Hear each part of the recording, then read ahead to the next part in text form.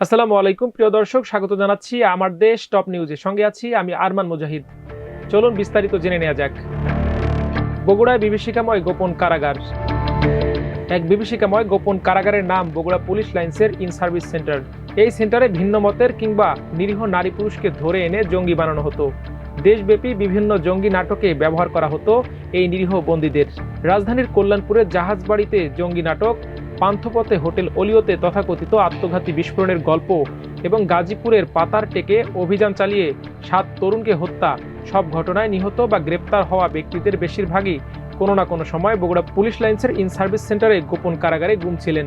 তথাকথিত জঙ্গি বিরোধী অভিযানের নামে গ্রামগঞ্জে চাষি, শ্রমিক, গ্রাম চিকিৎসক সহ তৃণমূলের লোকদের ধরে এনে এই গোপন কারাগারে রেখে চলত মিথ্যা স্বীকারোক্তি আদায়ের নামে নির্মম নির্যাতন। কাউকে তথাকথিত ক্রসফায়ারের নামে করা হতো হত্যা।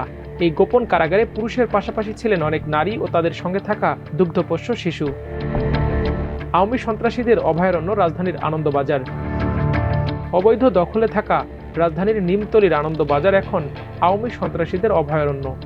অস্ত্র বেচাকেনা, চাঁদাবাজি, মাদকদ্রব্য থেকে শুরু করে স্থানীয় আওয়ামী সন্ত্রাসীরা এখানে বসে বিভিন্ন সময় অপকর্ম করে আসছে। 5 আগস্ট ছাত্র জনতার অভ্যুত্থানের সময় 3 থানার লুটের অস্ত্র ছাড়াও পুলিশ সদর দপ্তর থেকে শুরু করে এই এলাকায় ফেলে যাওয়া অবৈধ অস্ত্রগুলো আনন্দবাজার সন্ত্রাসীদের কাছে।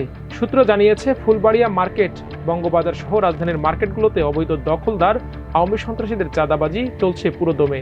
এদিকে পুলিশ হেডকোয়ার্টার্স, অন্যদিকে ঢাকা মেডিকেল কলেজ হাসপাতাল, মাঝখানে ঢাকা বিশ্ববিদ্যালয়ে গুরুত্বপূর্ণ এসব এলাকা দীর্ঘদিন নিমতলি আনন্দবাজার সন্ত্রাসীদের নিয়ন্ত্রণে। সেখানে প্রকাশ্যে চলে মাদক ব্যবসা। ছাত্রদলের 22 সদস্যের মধ্যে 11 জনই ছাত্রলীগ, আলোচনার মুখে কমিটি স্থগিত। পাবনা মেডিকেল কলেজ শাখা ছাত্রদলের কমিটি প্রকাশের পর আলোচনার ঝড় ওঠে। 22 সদস্যের কমিটিতে 11 জনই ছাত্রলীগের ক্যাডার হওয়ার বিষয়টি নিয়ে ব্যাপক চাঞ্চল্য তৈরি হয়। অবশেষে সেই কমিটি স্থগিত করেছে কেন্দ্রীয় সংগঠন। রোববার গভীর রাতে সংবাদ বিজ্ঞপ্তির মাধ্যমে এই সিদ্ধান্ত জানানো হয়। এর আগে রোববার দুপুরে জাতীয়তাবাদী ছাত্রদলের কেন্দ্রীয় সভাপতি রাকিবুল ইসলাম রাকিব ও সাধারণ সম্পাদক নাসির উদ্দিন নাসির এই কমিটির অনুমোদন দেয়। একই সঙ্গে আগামী 30 দিনের মধ্যে কমিটি পূর্ণাঙ্গ করে কেন্দ্রে জমা দেওয়ার নির্দেশও দেওয়া হয়। কিন্তু দীর্ঘ প্রতীক্ষার পর পাবনা মেডিকেল কলেজ শাখা ছাত্রদলের 22 সদস্যের বিশিষ্ট কমিটি অনুমোদন দেওয়ার পর সিনিয়র সহসভাপতি ও সাধারণ সম্পাদক সহ 11 পদেই নিষিদ্ধ ঘোষিত ছাত্র সংগঠন ছাত্রলীগের ক্যাডারদের পুনর্বাসনের অভিযোগ ওঠে। এবার আন্তর্জাতিক প্রসঙ্গ। ইস্তাম্বুলের মেয়রের গ্রেপ্তারের প্রতিবাদে তুরস্ক জুড়ে বিক্ষোভ। তুরস্কের বৃহত্তম শহর ইস্তাম্বুলের মেয়র ইকরাম ইমামোলুর গ্রেপ্তারের প্রতিবাদে তার সমর্থকদের বিক্ষোভ অব্যাহত রয়েছে। সোমবার দেশটির বিভিন্ন শহরে বিক্ষোভ করেন ইমামোলুর সমর্থকরা। এর আগে রোববার ইস্তাম্বুলের একটি আদালত ইমামোলুকে দুর্নীতির মামলায় আনুষ্ঠানিকভাবে গ্রেপ্তার দেখানোর নির্দেশ দেয়।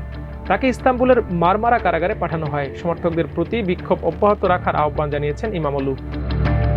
সবশেষ খেলাধুলা। ভারতের সামনে হামজা চ্যালেঞ্জ। বর্তমান বাংলাদেশ ফুটবলের কথা বললেই হামজা চৌধুরীর নাম সবার আগে আসবে। আন্তর্জাতিক ফুটবলে বাংলাদেশ দলে এই 27 বছর বয়সী মিডফিল্ডারের প্রথম ম্যাচ আজ। তার দিকেই সবার নজর। মাঠের লড়াইয়ে ভারতের জন্য মিডফিল্ডে বড় চ্যালেঞ্জের নাম হচ্ছে হামজা। ইংলিশ ফুটবলে খেলার তারকা খেলোয়াড়কে নিয়ে কিভাবে মোকাবেলা করবে ভারত, সেটি এখন দেখার বিষয়। ম্যাচ পূর্ব সংবাদ সম্মেলনেও হামজাকে ঘিরে অনেক কথা হয়েছে।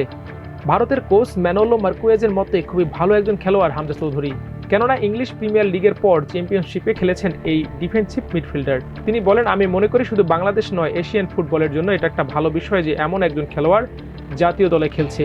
ভারত কোচ আরও জানান, হামজাতে বাড়তি অনুপ্রেরণা পাবে জামাল ভুঁইয়ারাও। দর্শক, আজ এই পর্যন্তই। সবাই ভালো থাকুন, সুস্থ থাকুন, আমার দেশের সঙ্গে থাকুন। আল্লাহ হাফিজ।